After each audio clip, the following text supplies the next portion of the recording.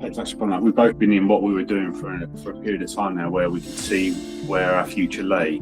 You know, out of, say, the budget that we had, we were looking at potentially doing 2 properties, and we've gone all in. We've used it all for 1. It's also really stressful worrying about finances and worrying about the future. When people can get together every weekend till September is booked out. If you don't take a risk, then, you know, nothing changes if nothing changes.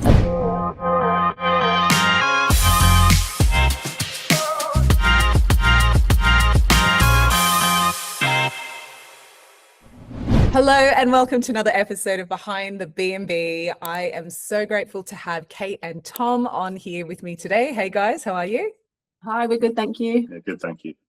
Great, brilliant. So it's currently morning where you are and afternoon here in Perth where I am. So why don't you introduce yourselves, tell everyone where you're from and, you know, a little bit about you guys. Okay, so I'm Kate. This is Tom, my husband. We're based in Kent at the moment in the UK, so southeast of the UK. We both grew up in sort of like the suburbs of London. You can probably tell by my slightly Cockney accent. And yeah, we're just normal people living normal lives. Really, we're just a regular kind of family. We've got 3 children. I've been working self-employed as a hairstylist for about 10 years. Tom's a teacher. And how long have you been? Well, you dabbled. Yeah, moved in. Always been involved in teaching or sport and coaching. But yeah, since straight out of A levels, straight out of school, straight into uni, straight back into school again. Yeah. But yeah, that's been coming on 18 years now in teaching.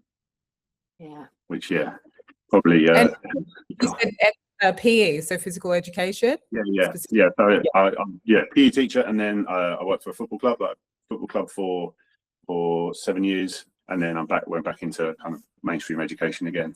But yeah, always in and around sport. Yeah. And so why Airbnb? After, you know, everything that you already do, your lives are quite full, and you know you've got quite a bit going on. Why Airbnb business, and what got you into it? Well, I think initially it was just property as a whole kind of sparked my interest. I started trying to look kind of bigger picture than what we were, trying to look at ways of bringing in more income, because the UK economy, well, like every economy, but the UK economy is pretty dire at the moment. And just looking at our family kind of dynamics and how we work, and seeing that there is another way, that you know, it doesn't have to be the 9-to-5 grind, and just kind of property looked like a good investment somehow. Airbnb came to us because we didn't necessarily have the capital to buy and invest in a property in that way, but the business model that you and James have created, you know, have used and taught in the course, spoke to us, because we didn't have a lot of capital to start with. If you want more money, you have to give more hours, more time like out of the house. Trading your time for money, isn't it? And you realize as parents like how fast the time does go, and so it's trying to work out ways, I guess, like you said, that you're not really wanting to trade any more of your time for money, and so this particular strategy made sense to you guys. And so how long ago was it that you stumbled across our story, and then what? It was probably the summer, like late summer last year. We were looking at, because there's quite a few people that kind of promote. There's a lot of noise, actually, isn't there, especially on social media. Everyone's this guru now. Everyone's selling everything. So, but yeah, we did like one of the calls with James. You know, one of the first kind of calls, just listening to what he was talking about, and I think we just related to him. I think you just have to go with, you know, your gut instinct and who you feel most aligned with, and I think we just felt aligned with him. I think because he understood, like, I think because you guys lived in the UK, right? He kind of was from the UK, and just sort of spoke a story similar. You know, we understood sort of why he started the business, why you both started the business, and why he felt he needed to. We were kind of like, well, yeah, that's us.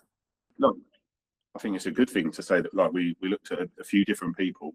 In what you know, like I said, we align most with you guys not just because, as you shared, like children are similar ages and the drive to do something different, but just you guys feel genuine. So since joining, did you join the program? Because you said you jumped on. Was it more like a teaching webinar or something, or did someone? We did a couple of, I can't remember. I think we did a couple of calls with James in the evening, I remember. And it kind of like, I actually started looking at commercial property to start with, because I was kind of really intrigued by this kind of ability to buy something and then get a long-term tenant in and have a lease that includes everything in the lease, like full repair and lease. So I was like, oh wow, that, you know, if I had a whole chunk of money, I would try and do that. But then that kind of developed onto finding James and seeing this model. So we started the course in September, and then we went along kind of like the steps, and we were looking initially at like our local town, which was Tunbridge Wells in Kent, which is really lovely. It's like Royal Tunbridge Wells. Do you remember? I don't know if you've been there, but it's got the tiles. I do remember it because it is so beautiful. It's so pretty, and there's lots of tourists there. It's very multicultural now, and you walk around, you hear all different accents and people with cameras, and so we thought, oh, that would be a great place to start. But the rental market there was just really, really buoyant. I'm not saying it's not a possibility for the future. Hopefully now that we've got one under our wing, we can, you know, we've got a little bit more leverage. But to start with, to try and break that market, we weren't really getting anywhere. I think I learned on our lived experience as well. Like realistically, we've used Airbnbs as like family getaways, you know, like a chance to get somewhere bigger where we can all host, and we can all stay together. That's how we've used it. You know, if you need 5 bedrooms, you have to go, you know, your search changes, your search parameters change. You just kind of go, we need 5 bedrooms, we need 6. That checklist that you had, and it depends on the availability and what's out there. So I considered that as like almost as the consumer, and go, you can be less picky. You're governed by where the houses are rather than where you want to go. Your search area becomes bigger. So you started, just did some hypothetical searches like that about, and then realizing like, it's not the jump in price for us per month isn't enormous, but the potential, you know, doing the analytics and working on analytics and trying to see what the picture looks like. Actually, this might be worth a look at, because they do have a picture like they're not moving. Those houses are sitting there for a longer period of time compared to the flats that are worth turning over pretty quickly. These sit there, they get reduced. Like these landlords have, like, they have a need. They need someone to come and take these. So what do you think? Would you say the reason for that is because it's like you said, it's not that far from Tunbridge Wells, right? So how many minutes drive is it from? From Tunbridge Wells, about 30 minutes outside. There's a near a town. Yeah. But you know, I did just think if you're renting a property, you don't want to rent one that size. Maybe families don't rent, you know, if you're renting a 5-bedroom, I mean, it's got 2 ponds and huge gardens, and it's right out in the countryside. So like, it just works much better as a short-term rental than a living at home, you know. We love going down there. It's beautiful, it's picturesque. It's lovely for a holiday. I'm forever liking renting. I don't see it, but I'm just like, one day if we're ever in the UK again, we're in the Kent, that is the cottage I want to stay in. Thank you for your support, because that does mean a lot, you know, because, you know, we did all this. Like, I don't want people to watch this and think we've never had any fear, doubt, scary, sleepless nights over this. You know, this was a huge decision for us and our family, our finances. You know, so knowing, you know, those little things, like the little bits of support that you can feel from the community, do make a huge difference. This property is so different to that again, it was another kind of hurdle. Like, this doesn't look like what we see on our community of what people are putting up. Like, are we doing the right thing? But because, you know, out of, say, the budget that we had, we were looking at potentially doing 2 properties, and we've gone all in. We've used it all for 1. So, you know, we're looking at, for example, a higher ADR and a lower occupancy.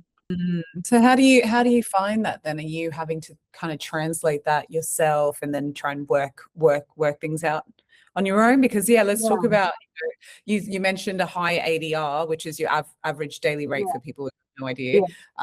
So it's what you're charging per night. So you're saying that is higher and then the occupancy is lower. You know, how has that? So Say I it's think, even. yeah. So I think on the calls, a lot of the time, I know Daryl and Mark, they're amazing. They will try and persuade people to try and reach 10% of their monthly rent on their ADR. So 10%. And I was going 10%, and I was kind of working it out. And for example, we're sitting at around 20%. And that's always like, whenever I mention that to Daryl, they're going, oh my gosh, this is amazing. Like, but our occupancy, you're looking at, I mean, the first, March was the first month we hit 50%. So Okay. yeah, so that's what we're looking at. So it's kind of like swings and roundabouts, it's like, it's doing the same thing, but just in a slightly different way. Jan and Feb were more like 29, not even really getting over 30. January might not be that fruitful, but Christmas and New Year, was we right need to round be the up, corner, we need to wasn't be it? up and running. Like, we need to be available to book by then. So Yeah. Kate, Because even summer, what about summertime as well? yeah, so sometimes going to be really Summertime's hot. peak Haven't time. experienced it. You haven't experienced the summer yet, right? No, not Yeah. yet. But we That's gonna be just knew. Yeah. We knew that level of harvest would come, but to try and just help with cash flow, like we're all money in at the moment rather than any money out, that we needed to book Christmas, and if we could book New Year as well, it'd be really beneficial. So Kate furnished a 5-bed house in 3 weeks and got it up and had it ready, and it did book Christmas and it did book New Year. But that sprint that we had to go through, where we got a yes, which is awesome, having had so many no's, and then oh my goodness, we need to get this done. And even to the point where it's like, oh, someone's booked earlier than we thought, like someone booked before Christmas, and then we recognise we're not ready. Like it's not, we had to get it up, but you have to get pictures, like the cycle of have to get it ready.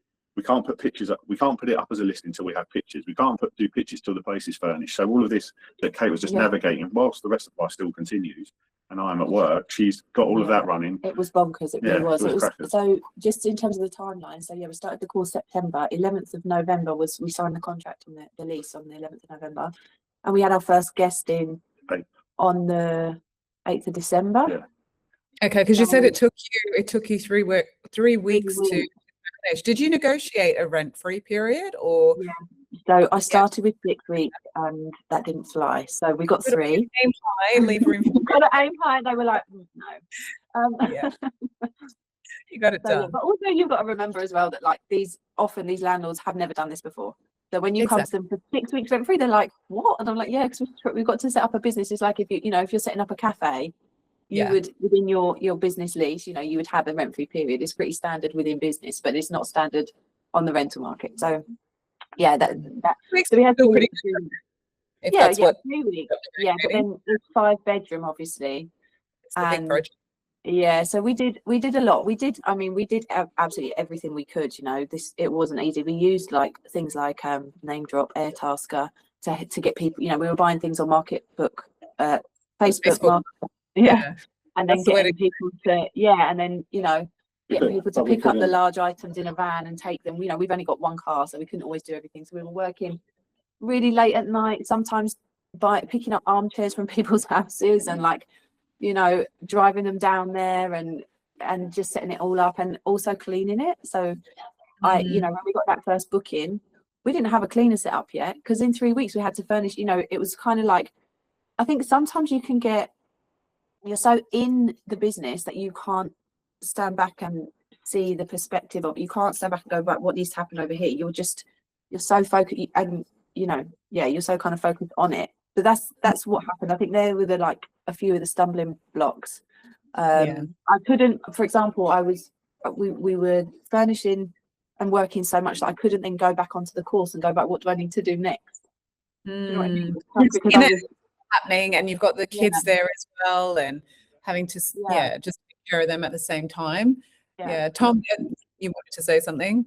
I think it's just because of the nature of the property as well, we couldn't just flat pack it. Like if it's a new shiny apartment, you can put new shiny, whereas we couldn't do that. That wouldn't have been in keeping. So there was that battle as well, where stuff like you got me going now, Facebook Marketplace, but you've done a brilliant job though.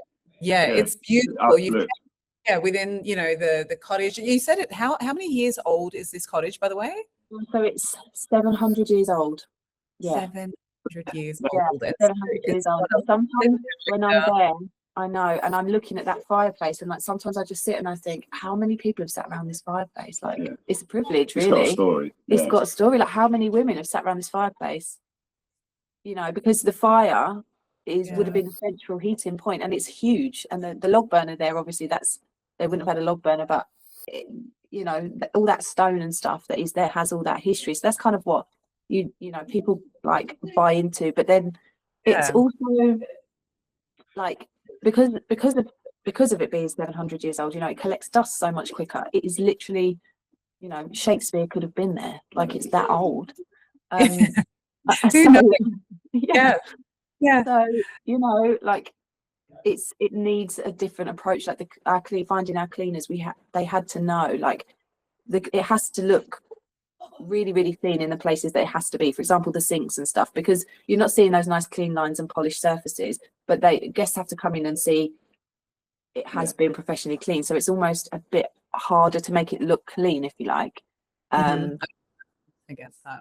Yeah. Yeah. But either way, Yeah. it's like you said, you're getting the bookings based on the fact that it is a property with so much character. And so let's talk about it now. How has it been performing since, you know, you said it did really well, like better than what you thought in January. What about now? How are things looking? What's projected or forecasted for you guys? Yeah, like again, owing to its nature, every weekend when people can get together, every weekend till September is booked out. Yeah. Yeah, Great. which is great. And we found that sweet, or we've gained an understanding of how far in advance people book, you know, with this type of thing. When are people booking? And then Kate's done a great job on, you pricing. know, all of that, but also still, go on, let me land, because I'm trying to give you your flowers. But yeah, on recognizing the pricing, getting all of that right, not being too cheap, or, you know, like just find those sweet spots, but then recognizing, like, how do we get these midday, you know, this midweek stuff that still sits there, and yes, not as desirable. So how can we find it? And working with guys on calls, pitching them ideas, then throwing stuff back, and then working on ways to sell midweeks, which certainly in March, you know, like all of a sudden we had midweek bookings going out, even on the day. Yeah, even on the day, some people booking it last minute. I was going to ask, because you said it's been fully booked, like just weekends up until September. So what are you doing for those midweeks, or how have you been marketing the property? It's still just a huge learning curve, you know, like we don't have any data to like fall back on. Everything's trial and error at the moment. So Daryl helped us a lot on the team. So he is saying just slowly, and he's so good, honestly. He's just saying to us, like, just to slowly bring the price down, and then when the price is right, people will book it. And because we've got so much, you know, we can go flexible with our pricing. Like we're saying, we're at 20% ADR at the moment.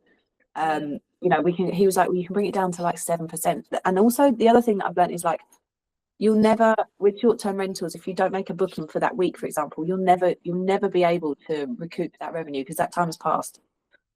So you can't ever bring that back. So it's always best to, you know, be your own revenue manager and plan in advance with like calm, controlled measures, rather than panicking and going, oh my God, we've got nothing for next week. Let's slash it to 50%, and then you get people in there, you know, that are, I don't know, the wrong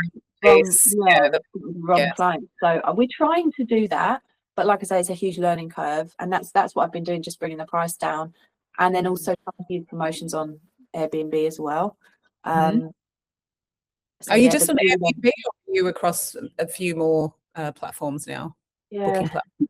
Yeah, we are.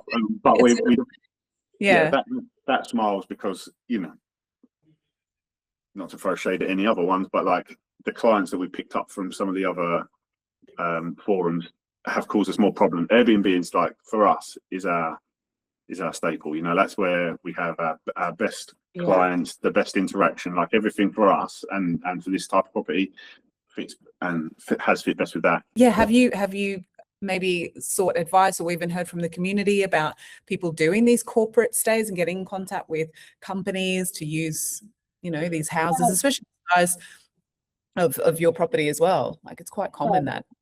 So I think we're looking at we're looking at some of these bigger sites like cottages.com and sykes.com, and Oh, we've got a lot of others. So they're kind of like different agents, and they do, you know, they have all different contracts and types of commission structure and all that kind of stuff. So we have got a meeting with somebody in a couple of weeks' time. So I think it would work really well on something like that. But at the moment, the majority of our bookings are coming from Airbnb. You have all the other things in place though, like noise alarms and, you know, that's added security measures and that sort of thing in place. We haven't done that yet because the weather, because obviously it's been like, it's just so cold. And I don't think people have gone in the garden until this weekend. So I think we've had someone, so what are we now? It's Tuesday, but their stay was on Sunday and they asked if we had a barbecue. We didn't have a barbecue yet because it's been, I mean, it's so cold here, like you wouldn't want to go outside. Barbecuing at this time of year in Like, England. what? Fair What enough. to do, you know what the English are like the moment the sun comes out. So Shirts anyway, are on. from yeah, literally, you know, music's blaring, the windows are down. Has he been a problem neighbor or like that you've got a good relationship? No, we had I think where the name of the cottage is very similar to the next door. Oh, Yeah, so people were ringing their bell. oops. Yeah. Okay. So they told me, and I was like, obviously, I'm so sorry. And we got signs made, like illuminous signs made to put on the fences and lights on every time now. And we changed our automated messages to say, please, it's not that house. Like they're very similar, but it's not that one, it's this one. Yeah. There's So the name of the house and there's the cottage. there's the house and there's the cottage, and we're the cottage.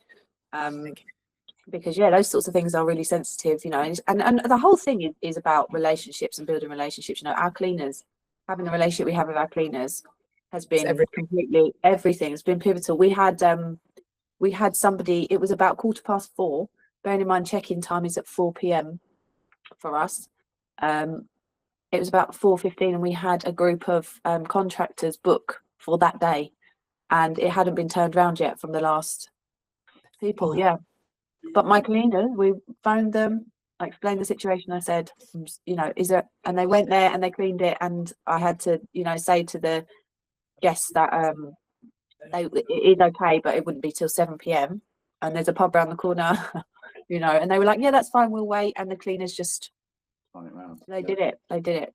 Yeah. But what happened there? Like, did they miss the checkout or the fact that guests had checked out? No.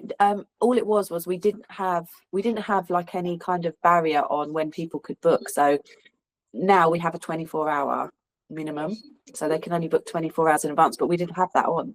You know, it's just these little toggles that are on. Yeah, that you realise. Yeah, and instant book was on, so they just went book. Yeah. All of these things are the first. Yeah. So like, we're learning incredible amount. You know, the knowledge. Nothing better than experience, right? To kind of prove and gain knowledge. So nothing like experience, but then also having that community to lean on when you do have a freak out moment and you're like, has anyone experienced anything like this? If so, how do you resolve it? Absolutely. And that's why I think as well, we knew when we because we're not, you know, we don't have a property background, we don't have a lawyer background or a surveying background or anything like that. We knew we had to have some guidance if we were going to pivot like this in such a huge way together as a limited company run by us. We had to re-educate ourselves because you know, we're smart enough people, we can pick things up, but we had no knowledge at all.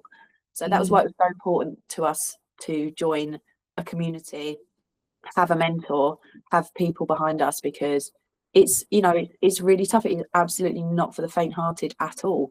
Especially, you know, like we've cut our teeth on this like beast of a property, and we've gone all in on that. But it's not.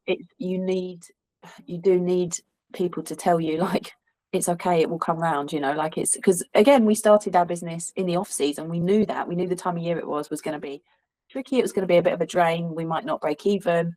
You know, we had to take that risk. And I think that stress, you know, people say to me like, why are you doing this? You know, like, they just from the outside, they're like, this is crazy. Like, why are you furnishing?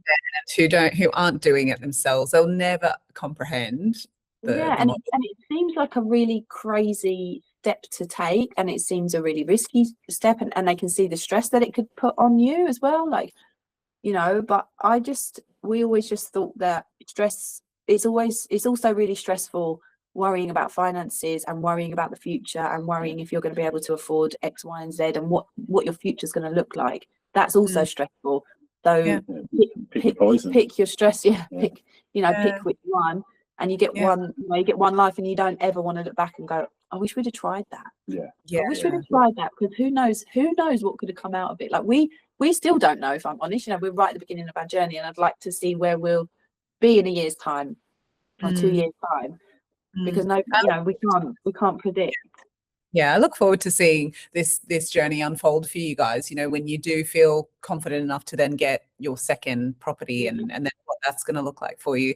But yeah, it's like you said, everything that you're going through now it's a first for everything, because you touched on it before, Kate, you haven't actually got anything to measure this particular property by, because there's just not a lot of comparisons or comparables. But I was going to actually ask earlier as well, do you guys do direct bookings? Because you said you have returning guests. So do they directly with you if they're returning? So we haven't. It's an area that we need to work on. So we have taken 2 direct bookings. I think that was through social media, actually. Oh. I think it was just through social media, through like Facebook and things, and people wanting to book. So we've taken 2 direct bookings, but how good's that? Commission, no commission. Yeah, that's all free. Social media. You guys you are pretty good on Instagram, I will say, with the reels and the videos, and keep that going. Yeah, we're trying, it's like another arm to the thing. I mean, eventually I want to honestly just like have a social media manager, have a VA. Like I was even AI these days, it's becoming that is a lot more attainable, achievable if to be honest with you, that's something I'm trying to learn. And I said to James, once I get it, maybe it's something I can throw into our community as well. Definitely the next stages for us is developing, as you've encouraged us and all of the guys with you, like it's got to be scalable so that you can move up. You don't need to be as hands-on, but we did want to be hands-on with the first one so we can learn. But we're at the point now where it's kind of going, certainly for, look, I'm at work long hours in the day, so Kate is definitely the driving force, but how can we make it so that it doesn't have to be as so hands-on, which is, it's been great and so informative in one breath, but also now we are a few more months in, what are the elements that lend themselves to being not quite as and also actionable by us. You also say, like, if you want to lead a team, you need to have done the job to know systems. What do they say? SOPs, your standard operating procedure. Yeah, you're the only ones who can actually put that in order and then be able to pass on for it to function well and without eventually. Yeah. And so, like, we cleaned the property. I did it a couple of times, and then I'm now always so grateful for people, for the cleaning team, because I know what that's like. It's a hard job. It's it's graft. It's not easy. And then, like for the first 3 months, we've only just handed over the laundry. So I don't know if you remember from last time, but I was doing all of the laundry every week and driving down there. I was still, hanging I still feel, and ironing it. I remember you saying that. And got 3 children, got literally tiny utility room. So I would be doing that every week just to kind of keep the cash flow in an okay situation until we got to like the fruitful months. So I think this business can be automated, but I think you're still running it in the background. But I don't think you can't people think you can just shove a property on Airbnb and sit back and then the money just rolls in. Well, they're the ones who are going to die out very soon, because it doesn't work like that. Definitely automation, and it's becoming a lot easier these days with AI, and when people are learning how to actually utilize it, it can be very, very helpful. But as you say, things can definitely be automated for sure.